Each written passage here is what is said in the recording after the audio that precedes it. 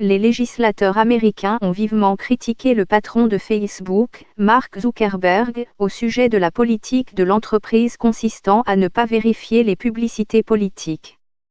Lors d'une audience à Washington, le chef du réseau social a été accusé d'avoir laissé la désinformation politique se propager en vue de l'élection présidentielle américaine de 2020.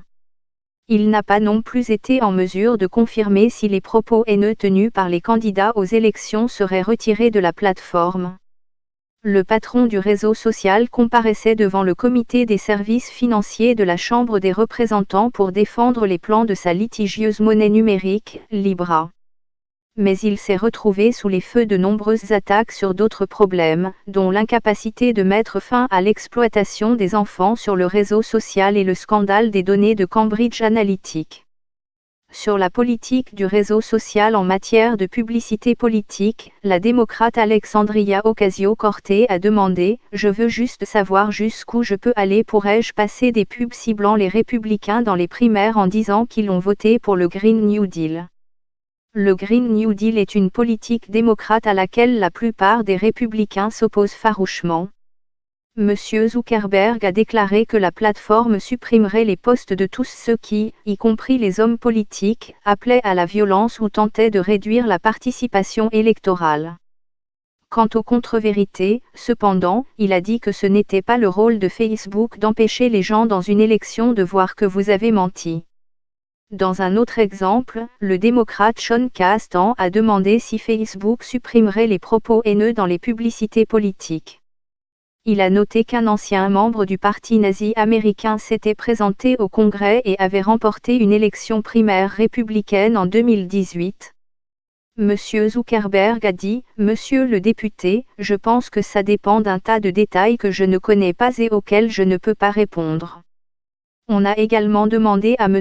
Zuckerberg si Facebook supprimerait les publicités qui prétendaient faussement que les coordonnées des migrants ayant participé au recensement américain seront communiquées au service de l'immigration et des douanes, ICE. M. Zuckerberg a déclaré que Facebook était en train de réviser ses politiques en la matière, ajoutant qu'il ne pouvait pas encore dire quelles en sont les caractéristiques. M. Zuckerberg a également essayé de rassurer les législateurs américains sceptiques quant à la sécurité de la Libra, cette monnaie électronique qu'il proposait, mais la plupart d'entre eux ne l'ont pas cru. Le projet a récemment été confronté à une série de défis, les principales organisations partenaires s'étant retirées et opposant des arguments liés à la réglementation. Les membres du Congrès se sont demandé si la monnaie pouvait être utilisée pour blanchir de l'argent, perturber le système financier mondial ou donner à Facebook un trop grand contrôle sur les données. M. Zuckerberg s'est dit déterminé à persévérer dans la mise en œuvre de ce plan, estimant qu'il pourrait aider plus d'1 milliard d'adultes sans compte bancaire dans le monde. Je comprends que je ne suis pas le messager idéal pour cela en ce moment. Nous avons fait face à beaucoup de problèmes au cours des dernières années et je suis sûr que beaucoup de gens aimeraient que ce soit quelqu'un d'autre que Facebook qui essaie de le proposer, a ajouté M. Zuckerberg. Comme c'est souvent le cas lorsque Mark Zuckerberg est au Congrès, l'ordre du jour s'est écarté du sujet à l'étude. Un échange s'est démarqué. Ann Wagner, députée républicaine du Missouri, a déclaré que le projet de Facebook d'introduire un cryptage de bout en bout sur son application Messenger rendrait plus difficile pour les autorités de découvrir des cas de partage d'images d'abus sexuels d'enfants. C'est important, 12 millions de ces images ont été partagées sur Facebook l'an dernier.